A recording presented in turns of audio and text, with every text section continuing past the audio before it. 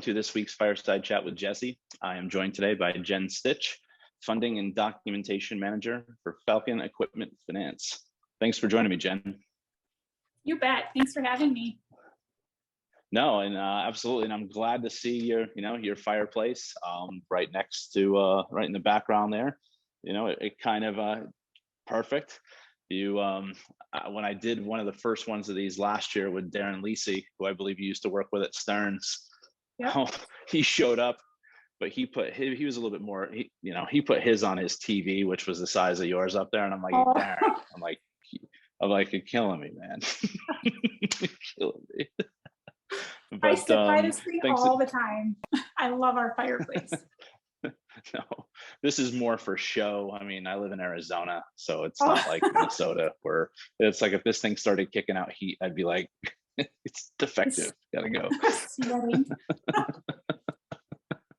But thanks again for joining me, Jen. And for those people who might not be familiar with you, do you mind just kind of introducing yourself and your career to date in equipment finance? Yeah, I have been in the equipment finance industry for 16 years. So I started when I was 10. That's the running joke. But I've only worked for 2 companies in those 16 years. I was with Stearns Bank for 15 of those years. I started as a receptionist and kind of worked my way through the ranks.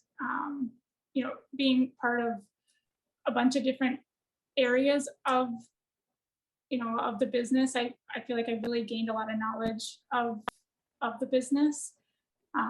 When we had the recession back in 2008, I was able to dabble into our payment reduction program, helping our customers refinance their debt. And what I'm really focused on and have the knowledge in funding, that's kind of my specialized expertise. In 2014-ish, I think, is when I got into management. So that's pretty much what I've been focusing on since then.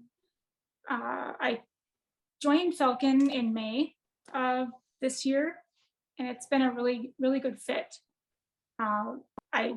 Stearns has been a great company to work for, but that's all I knew. I went there right from college. Yeah. So I needed to try something different and see what else I was capable of. So I am the funding document. No, that's fantastic. So I was probably the one harassing you when I got in, because this makes my 16th year in equipment finance too. And now by the gray, I got in when I was 24, so I can't get away with that like you can. But so you were probably the receptionist that I was harassing to get an audience when I was at OSG. Probably. Well, that's fantastic, Jen. So do you mind just kind of introducing Falcon Equipment Finance? Yeah, they do everything. Our biggest industries are construction, manufacturing, transportation, agriculture. We do a wide variety of services for our customers. They're quick. We can turn things around in 2 hours. We have same-day funding. But the team there, it's a smaller team. There's about 29 employees, but it's a nice, tight-knit group. Everybody works together. Everybody jumps in wherever they need to, even if it's not their job. And recently we rebranded from Falcon Leasing to Falcon Equipment Finance. And part of that is just to show that we have other services other than just leasing. We're starting to do private label syndications. So as we grow as a company, we'll be able to offer more services, and having that new rebranding will allow us to kind of grow within the industry. No, and that's a great point. I know, when I was at Lease Team, which had to rebrand to LTI for a similar reason, right? It's kind of it's like you're a generalist, but it kind of puts you in that segment when more people, I guess nowadays, the last, I want to say 3 or 4 years, are doing more loans, which obviously could swing back based on rates. But time will tell on that. But so you guys traditionally just in the Northwest, I mean, not Northwest, more central part of the states, or do you do business in all the states? We are all over the country. We have Okay. salespeople. We have one in the East Coast, one in the West Coast, and we have a gal down in Florida. So we have presence, all over. And we also have one in Iowa, and obviously some in Minnesota. So it's nice to have the salespeople kind of spread out throughout the country. And then our customers are also all over the country. All over the country. Got it. Well, I'm just like, so switching jobs in I guess in May we're still in the pandemic, right? What was that like, Jen? Especially coming from some place where you spent, right out of college, 14, 15 years. Yeah, it was a leap of faith, I'll say that. But I think during the pandemic, a lot of people had a lot of time to sit and think. And last year I turned 40, so I kind of had an epiphany. Is this where I want to be in life? Have I accomplished what I want to accomplish, right? So I thought, you know what, I just need to do something different. I've always looked to other people for approval and, looking to catch that next thing. And I needed to do something for myself and make a change, and that's kind of why I did what I did. I had a lot of time to think about my life and the choices that I had made. And I was ready to just make a change. But Stearns was always very good. I can completely relate. If anything, the pandemic to me allowed me to take a more strategic approach. Mm-hmm. And I just turned 40 in August, so I guess you were probably born the same year, and I did not know that. But you sit there and it kind of gives you a little bit more time to reflect, and it's like, okay, what's the next chapter look like? And it's a never easy decision, right? Because as Stearns treated you well, my previous employer treated me well too, but at some point there's just something else that that kind of motivates us. Yeah, I just have to see what else is out there, what else I'm capable of, and meet new people. And I've always been in a comfort zone. That's always comfortable, right? And it's kind of got to step outside of that and see what's out there. So yeah. Nope. Same page, Jen. So, I guess as you're transitioning to that, so from a women in leasing perspective, where do you see that? What strides have you seen in equipment finance in your 16 years? Just from I guess women in management roles and then executive leadership. Definitely seen more and more women in higher executive roles. When I was at Stearns, that was a really important thing for them to recognize women and have women in those types of roles. Even at Falcon, there's a good balance of men and women in those roles. Not only in our industry, but kind of all over. You see a lot of those boss babes. They kind of have their own boutiques online, and just women being in charge of what they want to do, and it's really empowering. But on the flip side, I think we also need men in those types of roles too. We all balance each other out. It's kind of like that women are from Mars and men are from Venus, or whatever that book is. It's you guys are hardwired to do some things that we're not hardwired to do, and it's just we all work good together. So there's always that good blend, right? There's that blend, and it's good when you see other perspectives and everything else. I mean, my wife owns 2 companies, so we're always kind of bouncing ideas off of one another, and they're not even relatable to what I'm doing. So it's she asked me a bunch of questions. I'm like, I have no idea, nor is it responsible for me to give you an opinion. It is nice to have that perspective, just from a female perspective, and just someone else's ideas. So, but I think women in the industry, it's way different than it was 16 years ago, for sure. No, and I've kind of seen that just from the, when women in leasing, like that initiative started with like ELFA and NEFA, it was maybe like 12 people sitting around a table, and now they, take over an auditorium, which is fantastic. So Yeah. it's good to see that. And as a, and as a male contributor, I like to be a part of that, to sit there and show the appreciation for what these, women have provided to the industry. I agree.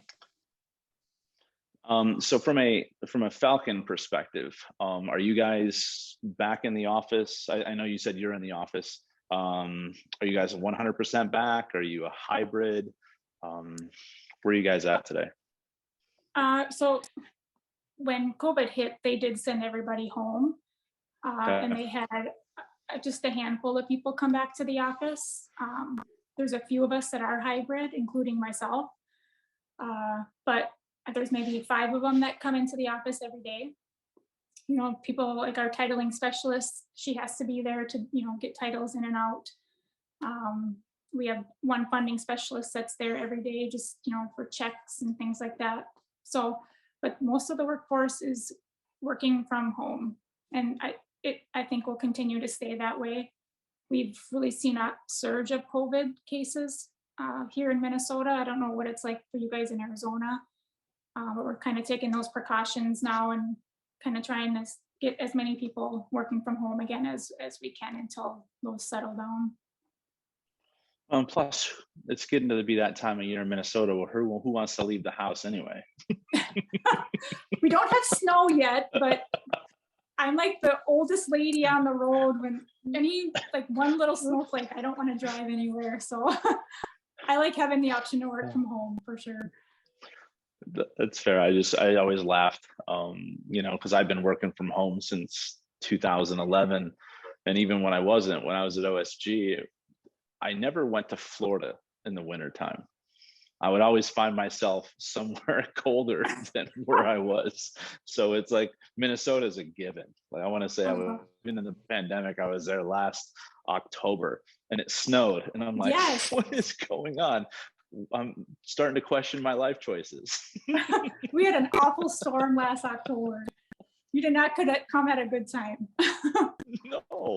No, especially coming from Arizona, right? Yes. But, yeah.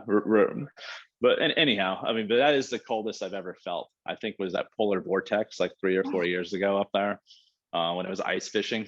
Yeah, that was a little much. Yeah, there's usually a good span in the winter time where it's like, yeah, I don't need to go outside. So have you guys been attending any trade shows as an organization, getting back out in front of customers? I know my boss, Eric Hurd, I don't know if you've met him in the industry, great guy. He is attending NIFA, the NIFA conference. I think it's in March. Okay.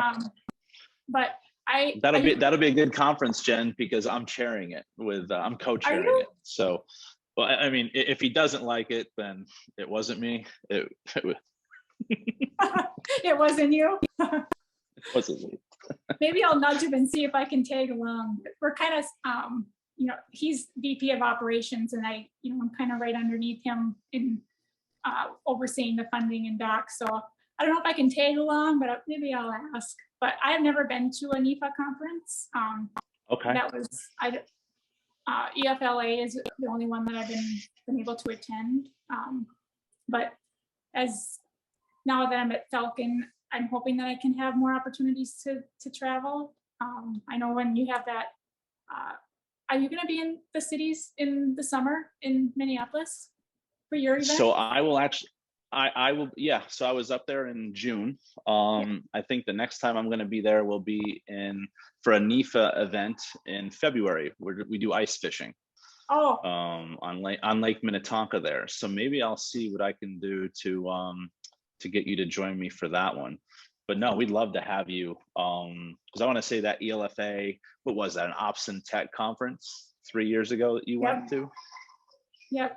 That was the first one I guess I muted myself. Sorry. That's the first one that I remember seeing you at, but the connections that you meet when you're at these conferences are fantastic. Yeah, I really, really enjoyed that one. And just even the content that you learn, at those breakout Yeah. sessions and just the other, even talking to people, I really enjoyed attending that one. Excellent. So anyone who comes on here, Jen, I always ask them to a little fun fact about themselves. Anything you'd like to share? I'm a twin. There's a lot of people that don't Oh. know that. I have a twin sister. So if you see someone running around that looks like me and I don't say hi and I know who you are, it's probably my twin. So Well, that would just give me an excuse just to be like, it wasn't me. That was obviously Yeah. not me. That was her. I know people All right, well, they pass us off as like snooty because they're like, geez, why didn't she say hi? And so we a lot of times tell people I have a twin sister. So a lot of times they see her and think it's me and they're like, okay, it's probably her sister. So that's fantastic. And then just kind of wrapping up here, Jen, like of all the different equipment finance organizations to do business with, why Falcon Equipment Finance? they're genuine, they're prompt, they get the job done quick. They're really, really good company to work for. Everything is transparent with them. The culture and how they take care of their employees, really shines through in how the employees do their job. It's just a really, really great company to work for. And you see that in the production that they put out and take care of their customers. Oh, there she is. She made an appearance. I told you always, anytime I'm in a video of some sort, like a friend of mine, and we taste test seltzers on Facebook, and my cat he always makes an appearance. So that's fantastic. That's fantastic. Yeah, I know that I first heard about your organization a couple of years ago, and you and I spoke when you first joined, and you were getting your, digging right in, getting your feet wet, and I look forward to learning more about you guys, and more importantly, when I'm up again, in your area, I'll make sure I swing by and see what I can do to get you to join that next NIFA event, Jen. Yeah, for sure. Our goal next year is to make the Monitor 100, and the way we're going, we'll definitely make that. So. Well, excellent. Well, I really appreciate your time today. Happy Thanksgiving, and I'll look forward to talking with you soon. Yeah, happy Thanksgiving to you and have great holidays. All right. Thank you, Jen. Thanks, Jesse.